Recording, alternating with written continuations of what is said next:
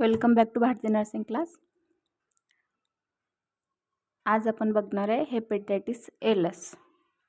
Hepatitis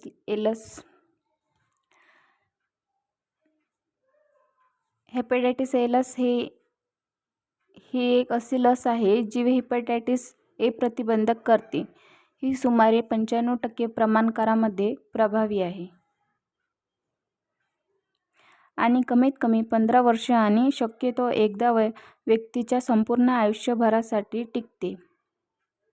जर dose दिले तर 1 वर्ष वयानंतर 2 डोस देण्याची शिफारस केली जाते। हे स्नायूमध्ये इंजेक्शनद्वारे दिले जाते। आता हेपेटायटिस लस काय करते तर हेपेटायटिस ही एक अशी लस आहे जी हेपेटायटिस प्रतिबंधक करते। ते 95% प्रमाणामध्ये आहे।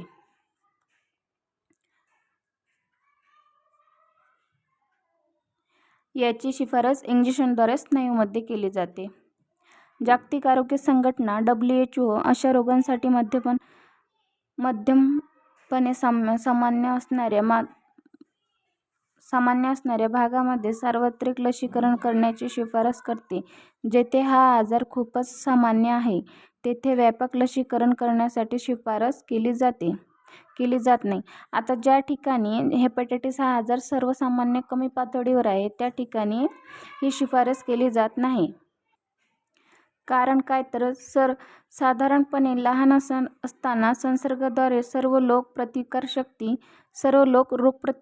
वाढवण्यासाठी विकसित करतात।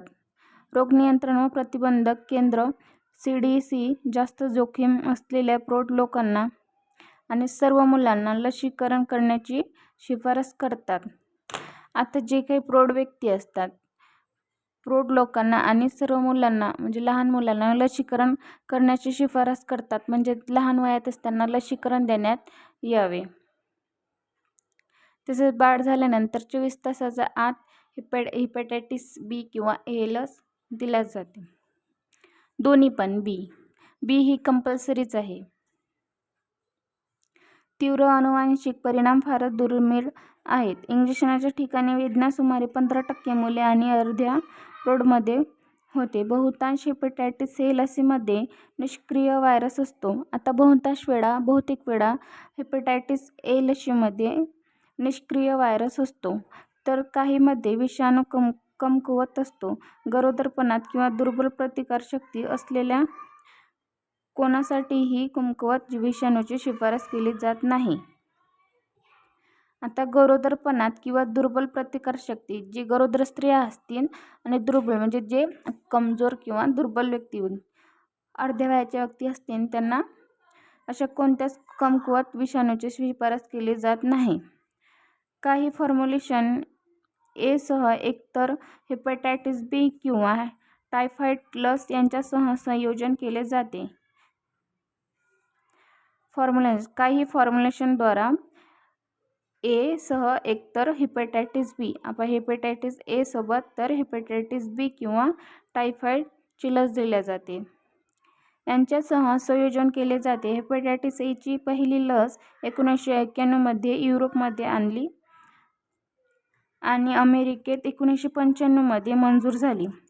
तर ही रिकामी जागा सुद्धा विचारल्या जाऊ शकते कम्युनिटी हेल्थमध्ये। तर हेपेटायटिस ए लस हे सर्वप्रथम कुठं आली तर हेपेटायटिस ए ची पहिली लस हे 1991 मध्ये युरोपमध्ये आली आणि नंतर अमेरिकेत 1995 मध्ये मंजूर झाली। 1995 मध्ये अमेरिकेत मंजूर झाली।